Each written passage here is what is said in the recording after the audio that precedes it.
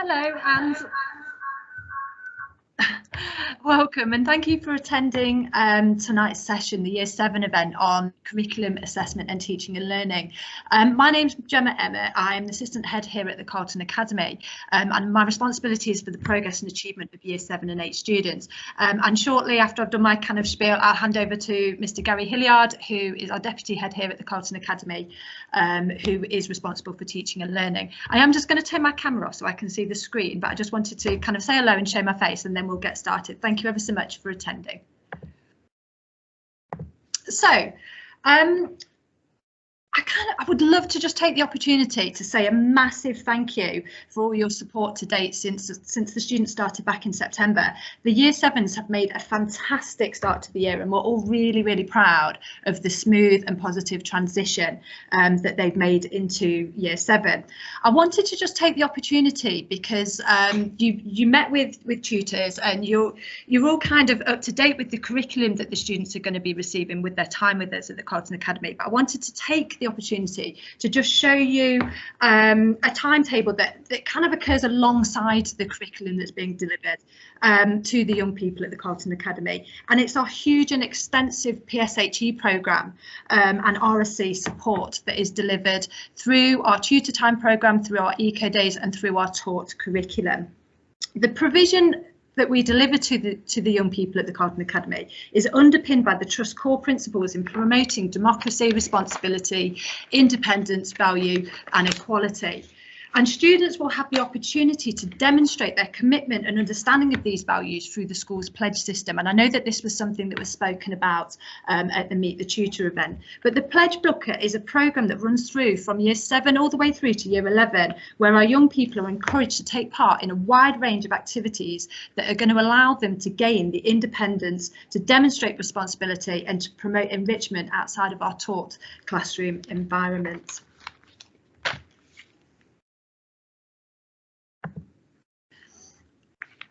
On the screen, you can see our PSHE and RSC delivery, and it's been embedded into our tutor time programme.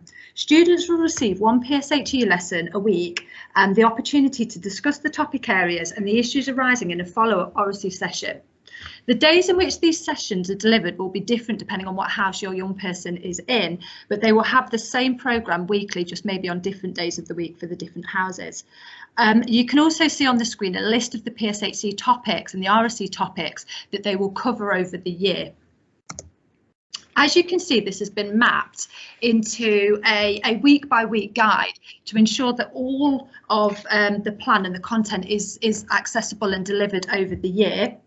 And although your students in Year 7, they are currently in vertical tutor groups with age ranges, year groups from 7 to 11, can you please rest assured that the content is age appropriate and delivered sensitively to our young people.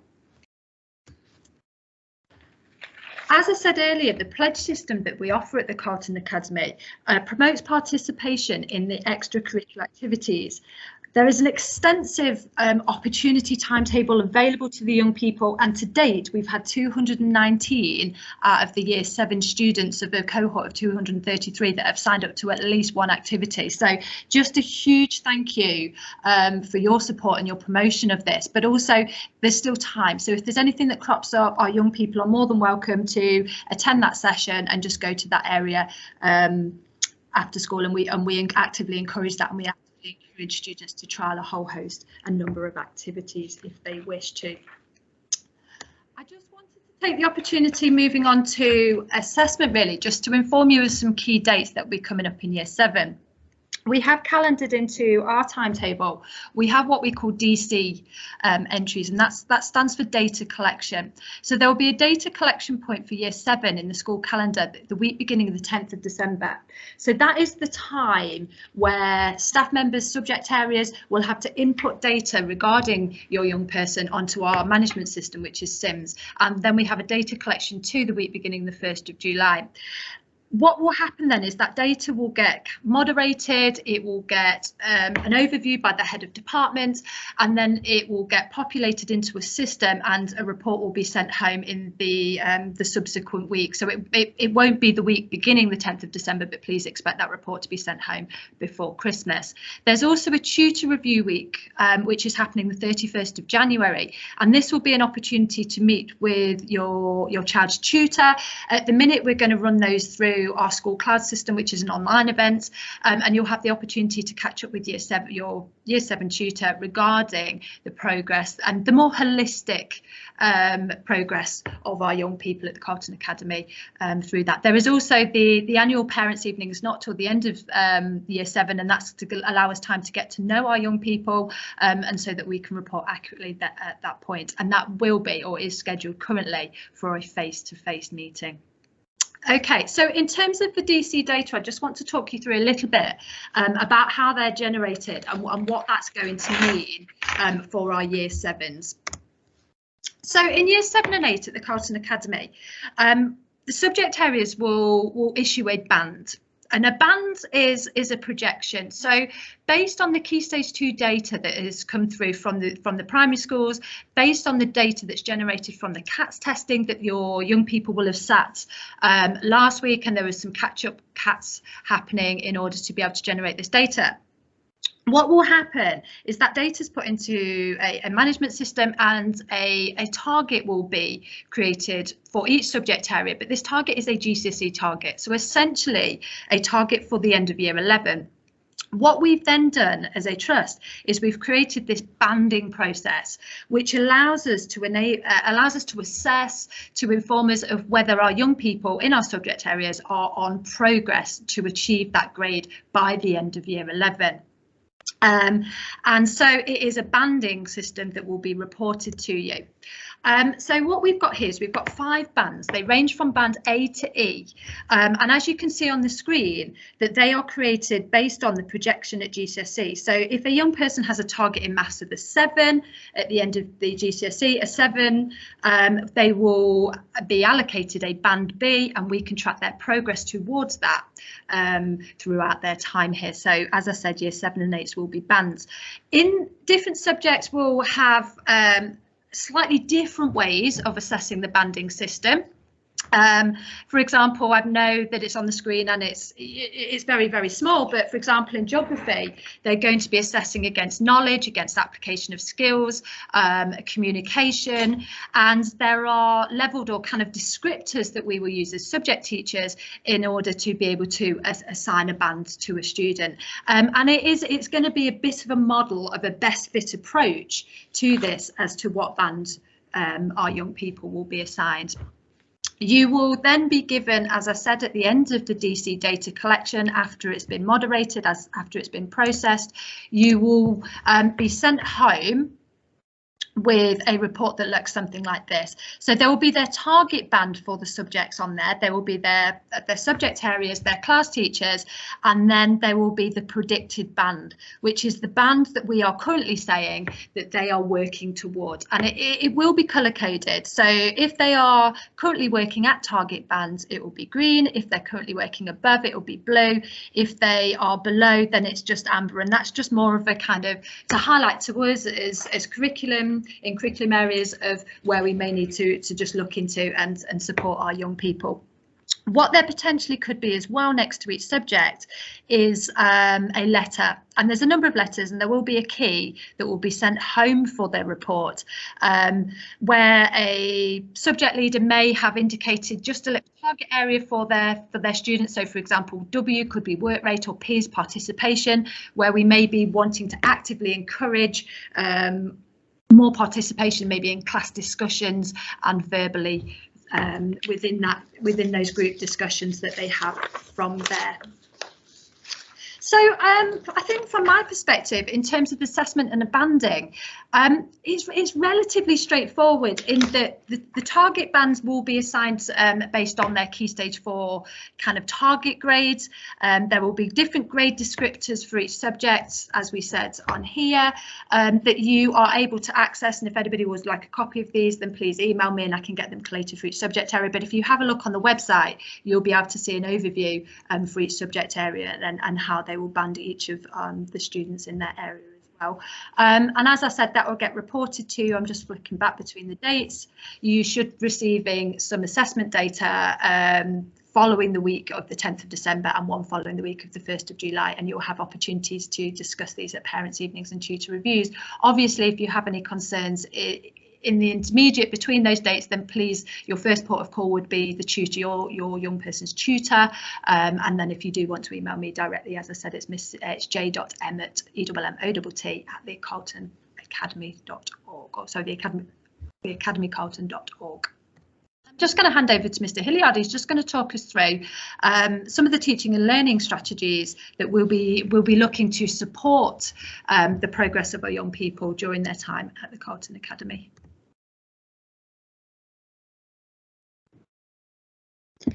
Good evening, everybody, and I just want to echo what Miss Emmett's just said there. It's lovely to be able to speak with you tonight and just share with you some of the things that we do here at Carlton Academy to really support the progress that are made by your young people whilst they're with us. And whilst I'm going through this presentation as well, I want to be able to hopefully share some tips with you guys about what you can do to support us at home with some of the areas that we work with your young people on. I want to share with you though what we did this afternoon. Miss Emmett and I ran a session with all year 7. We split them into 2 halves this afternoon to do some work around memory, and I'll talk a bit more about that in a second. But it was absolutely brilliant to see them as engaged as they were today, really focused, really taking in what we were saying and having a really good go at the activities that we were presenting to them today, bearing in mind they'd never done anything like many of those before. So it was really lovely to be able to work with them on that level today. We pride ourselves here on high quality teaching and learning experiences for all students, no matter their starting point, no matter the subject that they're being taught in. And we do a lot of work around making sure that staff have those excellent skills to teach in the classroom. And one of the things that we really focus on, I'm just going to have to ask Mr. to just move that on for me, is on the shared strategies. Okay, we have 6 really key strategies that we ask all staff all of the time to work on, and some of them I'm going to talk about in a little bit more detail than others because they're more pertinent to you and your role and the immediacy, and some of them I'll just talk a little bit about here in terms of this diagram, and then we'll go on to looking at some in more detail. One of the things we really think is important for teachers to be able to do and to make sure that students have really, really clear understanding of topics on is through the use of modelling and explanation. And there's been 2 to 3 years worth of really intense work here at Carlton on really making sure that the modelling that staff do of tasks, of quality writing, of how to complete work, of how to answer exam questions is really impressive and really does build to help students to understand what's expected of them, no matter which key stage they're in. So students are often expected to kind of listen to a teacher go through a really clear model of how they would do something, and then share that experience with the teacher by supporting the teacher to build another version of, let's say, a paragraph or a piece of writing, and then build up towards doing that writing themselves. So a really clear process, we call it our I, we, you process, but it's a really clear process that staff use to really support students to get a real clear understanding of what they need to do in any particular task that they do. Now, coupled with that is really, really careful questioning. And you may sometimes, your young person may come home and say to you, but sir asked me a question, miss asked me a question, I didn't put my hand up, and I tried to answer, and I'm not quite sure I did, and that's absolutely fine.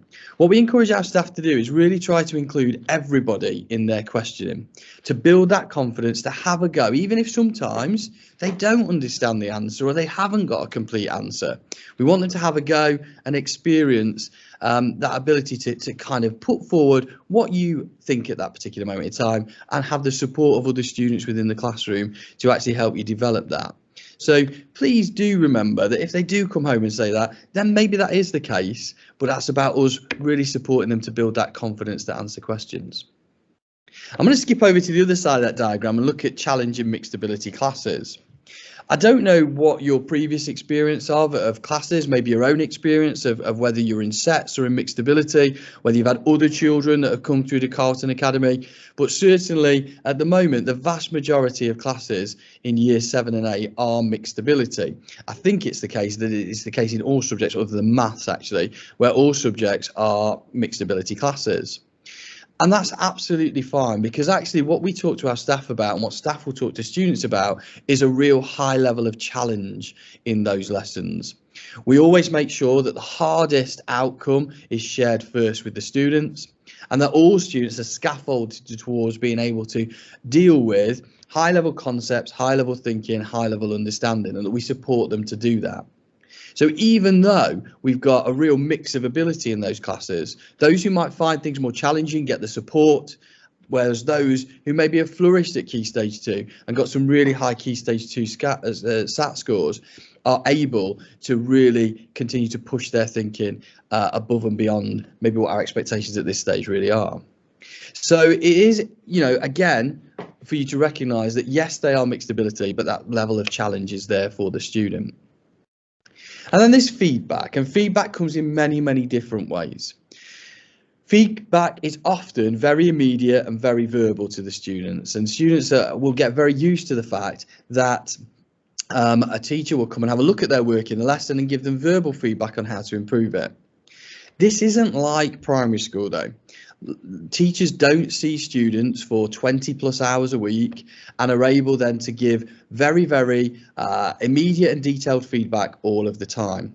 So what we ask staff to do is make sure that there are targeted pieces of work that students get really high quality feedback for, that they then have really clear targets for, and that they then feed back on by doing some extension work around it, some development work around it, which is what we call our DIRT tasks. There'll be different ways, though, of teachers marking and feeding back on student classwork. Sometimes the teacher will do that themselves. Sometimes they'll do that through self-assessment activities. Sometimes there'll be peer assessment activities, a variety of means. It doesn't mean that a teacher will mark every single piece of work that a student produces in the classroom, but they'll look at that work and use that work as a way of planning their lessons. So you may see some differences with the way that work is marked in a secondary school, and that's something you just need to be aware of. The two I'm really going to focus on, though, are what we call speak it, write it, read it, and memory and retrieval, and linked to that, homework. And I'm going to spend a little bit more time just looking at each of those. So I'm going to start by looking at reading in the classroom. Okay, reading at Carlton. Now I remember Mr. Lockwood came back to SLT after the Meet the Tutor events, and I don't know whether the parent is here with us now who said this, but somebody said that our library was like Waterstones but better, and I couldn't agree more with that statement. We have a real firm belief, not just at the Carlton Academy, but at the Redhill Trust, that reading and having a really solid ability to read is an absolute skill that's necessary for really good achievement. And so we put a lot of time and effort into making sure that students have opportunities to read here, and like I say, at the wider trust. And I think that quote from Kate DiCamillo is really, really important.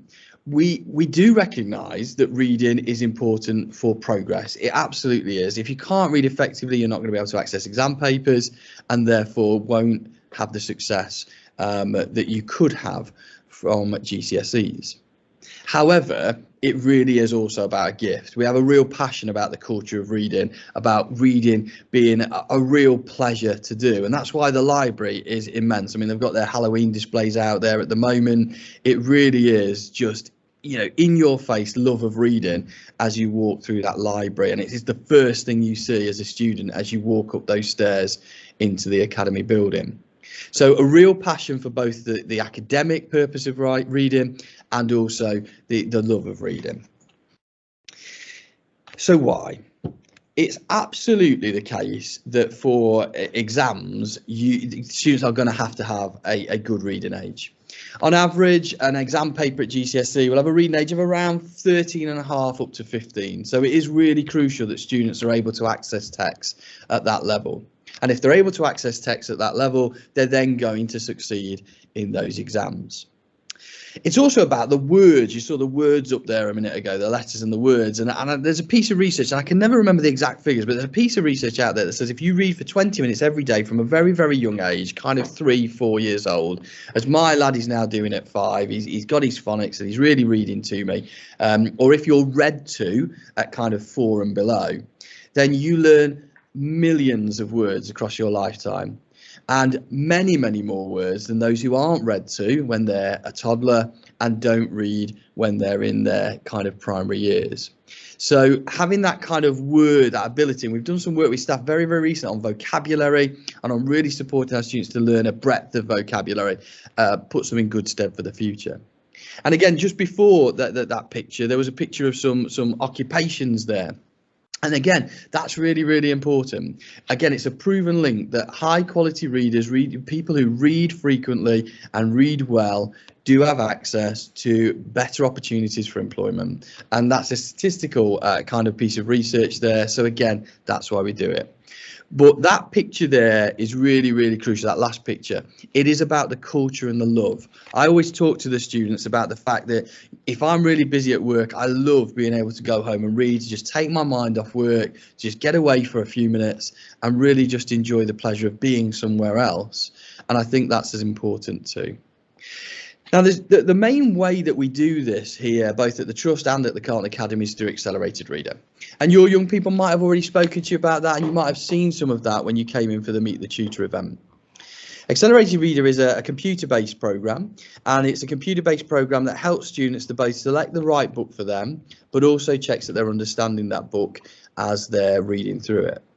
So at the start of this term, students did 2 tests actually. They did what we call an ARTI test, which gives us a real baseline of their reading ability, and they take a STAR test. And those STAR tests take place 4 times a year, and that helps the librarian to work out what range of books a student should be reading, the reading range as I've called it there. Now, students don't have to start at the bottom of that reading range and go up to the top. It's not like a primary reading scheme. As long as students predominantly read within that reading age, it doesn't matter where they start. But the librarian will work with your individual young person and they'll pick the book that's best for them, both in terms of content and in terms of skill. Now, each book's got a book difficulty attached to it. And again, that helps the librarian to pitch the books accurately for the individual student. And when they finish their book, they are encouraged to take a test. Now, if they're in school, they take the test there and then. But if they finish reading the book at home, they can take the test from home. There's access to it via the school website, and they can log into Accelerated Reader and can take their comprehension test there. Now, that is the program that we use, but actually we make a lot of time for reading in the curriculum. So there's a dedicated Accelerated Reader lesson in the English lesson, and that is in Year 7 and that is in Year 8 as well. And they'll get an hour in the library timetabled where they, for the majority, they will read their book. And the English teacher and the librarian will talk to them about the progress they're making. Some students might be asked to read to the member of staff, particularly if maybe their reading age is a little bit low and we just want to do some work to support them to improve that. There's 15 minutes of Dear Time every day. So Dear Time is drop everything and read. And we've just started this week with Year 7, 8 and 9, all doing 15 minutes every day. So this week it's period 1, and I'll talk through how that works in a second. And in those Dear Time sessions, what I'm hoping students will see is their staff reading as well. I think it's absolutely important that students have role models, and in those sessions, staff are reading their own books whilst the students are reading too. And I think that's just a great role modeling process. Now, the making time for reading also, one thing I haven't put down here is that students who do have a lower reading age may well also get some intervention depending on how low that reading age is. And again, this week we've started our intervention programme. We've got around 30 Year 7 students who are working with one of our highly qualified TAs to deliver reading intervention. We've also got a further, I think it's 30 on top of that, working with a tutor in English, again working on reading skill to really help them to accelerate their reading progress and increase their reading age. So making time is not just about for everybody, it's also about really targeted intervention for those who need it as well. So we work on a rolling programme. So like I say, this week is our first week, and every period one this week, students will read for 15 minutes. And then next week it will be period 2. The week after that will be period 3, and so on and so forth.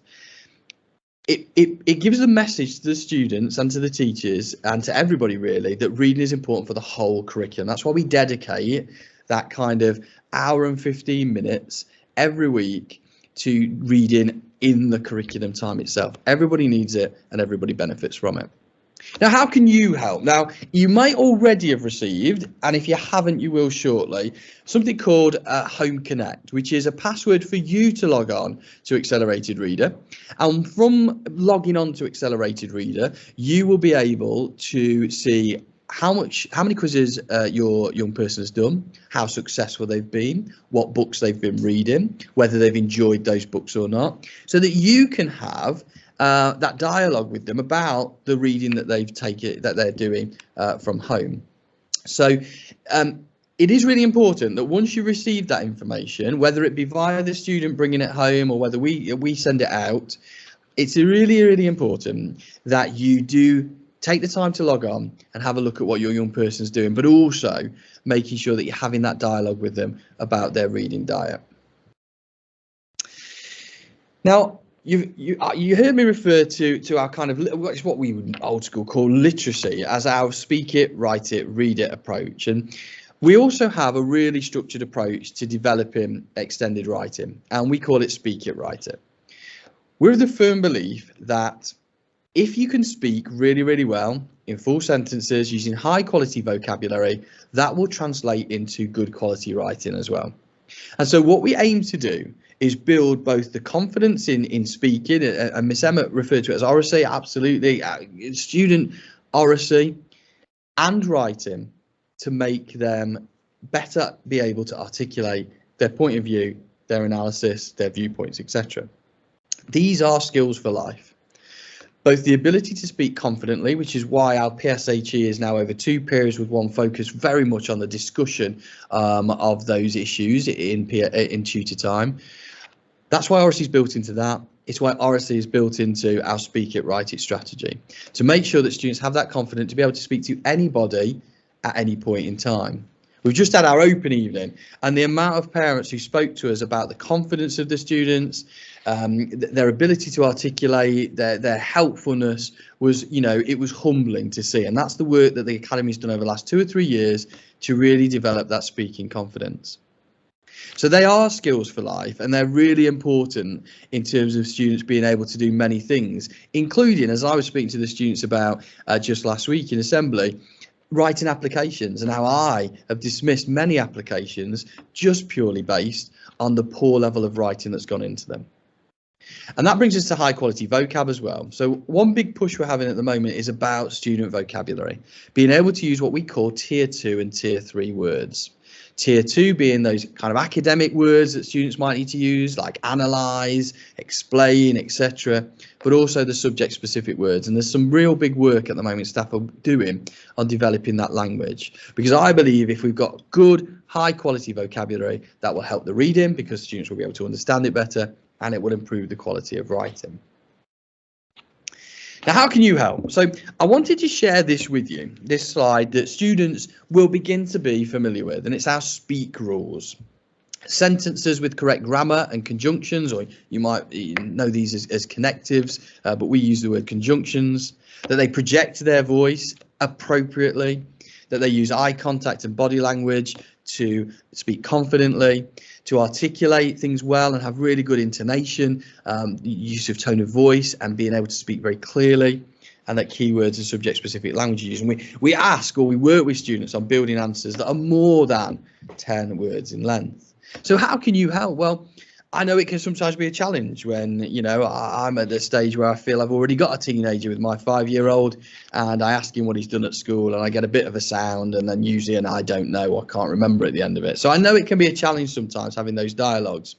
But when you do find that moment to chat with your young person, try and encourage them to speak in this way at home as well, because it just helps build that kind of academic oracy that we want all of our students to have. So again, I ask you, I implore you to support us with that at home too. Now, let's bring you back to what we did this afternoon with your young people, and I hope they took something away from it. They certainly, as I said earlier, did really, really well this afternoon in terms of the work we were doing with them, and it will be part of a rolling programme. So we're hoping to be able to put on a session every half term that looks at developing wider skills within the students, and we think that's really, really important as well to do. Memory retrieval is big. When the GCSE exams changed, the national curriculum changed 3 or 4 years ago, there was a much greater emphasis on knowledge and on making sure students are able to understand and apply knowledge. And the way that we do that is through making sure that they remember it. And that's why there's been such a big push on memory and retrieval over the last, I would say, probably 5 years here at the Carlton Academy. So what we did with them today was we did a session around memory and retrieval techniques, and I shared these pieces of information with them, and I think it's really important that we kind of put what we do into context. When we're asking them to revise from home, this is what we're trying to avoid. We're trying to avoid the forgetting. So just to take the first one, I'm not going to read through all 3 with you, but just to take that first one, anything I've taught the students today, if they don't do something about it, is going to be forgotten, or 66% of it is going to be forgotten by this time next week. So we have to put strategies into place to help the students to be able to remember content and remember skills that they've learned in class. Now, I shared this with them as well. It's Ebbinghouse's forgetting curve. So if you take the green line, hopefully you can see this clearly, but if you can take the green line, if I don't do anything with the students after I've taught them something today, where you can see the green line starts at 80%, firstly, they're only going to remember 80% of what I teach them at that point in time. And come a month's time or beyond, they're only going to really remember around 20% of that. Okay. However, what Ebbinghaus says was, if we do something in between to review or have a re-look at that information, the forgetting will become less. So if you take the pink line, for example, if I taught them something today and tonight they went home and they looked at it again, then they will remember 100% of it immediately, and they will forget slightly less of it by the end of about a month to 2 months. If they then did something tomorrow to revise that material, they would again remember 100% of it at the time, and then by the end of the month, they would remember about 40% of it. If they then looked at it again this time next week, they'd remember by the end of a month about 60 to 70% of it. And actually, if they review it again at the end of a month, then they would remember actually above the initial 80% they'd remember anyway. The point being that we have to build things into place for the students to be able to review the material that they learn in school and make sure they remember it. And that's where we have our revision cycle. So our retrieval practice cycle or revision cycle is this, and we've introduced this today to year 7, and we introduced it at a young age because actually if you get into the good habits now, then when it comes to GCSE, it will be much easier for them to kind of, work through this process. So what we say is a good way of retrieval is to firstly make some revision materials. That's the make section. So today the students have been taught how to make good quality flashcards, for example, what we look for in a good quality flashcard. So students make some materials to begin with. What they then do once they've made those materials is they do some activities around memorizing them. So today we talked through some strategies for what to do if you've made revision cards. So for example, testing yourself, getting people at home to test you, putting them into piles of yes, I can remember and no, I can't, just focusing on those that they can't remember or don't remember very well. But also on other strategies. So one of the, maybe ask a young person to ask them about the 2-pen approach we use today. See if they match up with what I'm about to say. So one of the strategies we shared is what we call our 2-pen approach. And the 2-pen approach is they read through their material, they turn it over and they write down as much as they can remember. And then they look through that material again and they plug the gaps in a second colour. And because they've done it in a second colour, they're now aware of the things that haven't yet been ingrained in their long-term memory.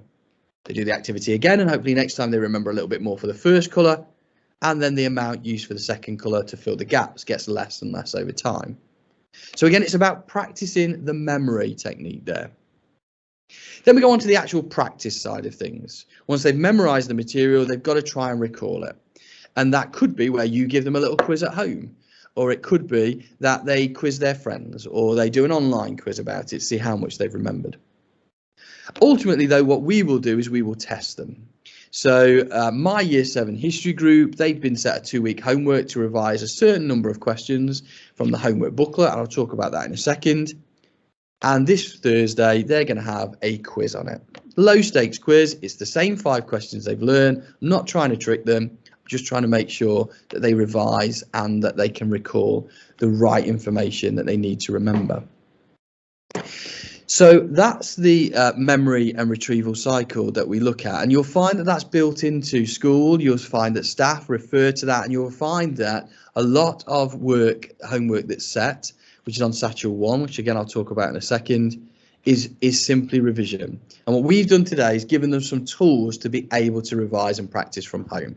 And certainly what teaching staff will do is they'll begin to reinforce that in lesson. So again, this week for Year 7, I'm going to be talking to them about reminding them about flashcards, because this next fortnight's homework is going to be about them creating flashcards and revising those for their next test. Now, this all links really, really closely to our homework strategy. And I think the homework strategy at Carlton is absolutely excellent. I think it's really clear in terms of what we want the students to do.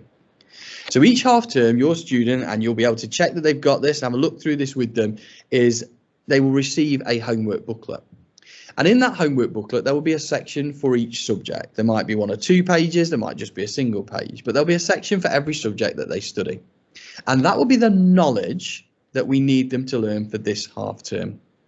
Now, it could be in the form of information as a knowledge organiser that's simply there for them with the knowledge on. It could be, in the case of, certainly I know in the case of history, it's a series of questions and answers that they need to know by the end of this half term. It can be a list of spellings, for example, for English. All of the material in there is what needs to be revised. And for Year 7, every week for English and Maths and Science, but for every fortnight for everywhere else, there'll be a piece of homework where they're expected to do some revision of that material. They'll be tested along the way with little what we call low stakes quizzing, little quizzes, just to check that they A, are doing their homework, and B, that the information is sinking in. But at some point there will be a bigger piece of assessment. Maybe it's a piece of written assessment. It might be a bigger quiz alongside a written assessment where that material will be tested. So for example, it could be that they have to produce an essay in, let's say, English, and the expectation is that the keywords that they've revised are used within that piece of work. So it really is important that they keep going with this homework over time. So how can you help? Well, firstly, you can help by making sure that you've seen this booklet and you know where it is and you know the student knows where it is. Secondly, it's about encouraging them to use one of the 4 techniques they've learnt today to revise the material in this booklet, and to make sure that if you can, you're testing them on it as well, so that they can see whether that information is sinking in. Now, all homework is set on Satchel 1, And what's really important, again, for you is that you have logged into Satchel One yourself. So in the first week of term, your young person in their IT lesson logged in for the first time into Satchel One, and they looked at where the homework's set, and they looked at where they can find each task. What they should have brought home is a code for you to use as well. So they were given a parental code, and they should have given that to you. And that allows you to log into Satchel One, and you will then be able to see every piece of homework that they're set by school, so you can encourage them to complete it. Now, just a word to the wise in terms of Satchel One. When the homework list comes up, it comes up in due date order. So it is really important that you scroll up and down, because what we don't want students to do is, because something's fallen to the bottom of their list because the due date's a little bit later, that they forget about it and then have to rush it the night before. So it's really important that you keep an eye on that list and help them to manage their time with completing the homework. Homework is really important. It develops those independent skills, but as you've just seen with how we do our homework here, and it's a continuous process up to year 10, done in a very, very similar way. It's about that memory and retrieval, and making sure that students know the things we need them to know in order to be successful in their exams. So I'm hoping from my part I've given you a bit of a flavour of the teaching and learning here at the Carlton Academy, and how we support your young person to remember and know the things that we need them to know.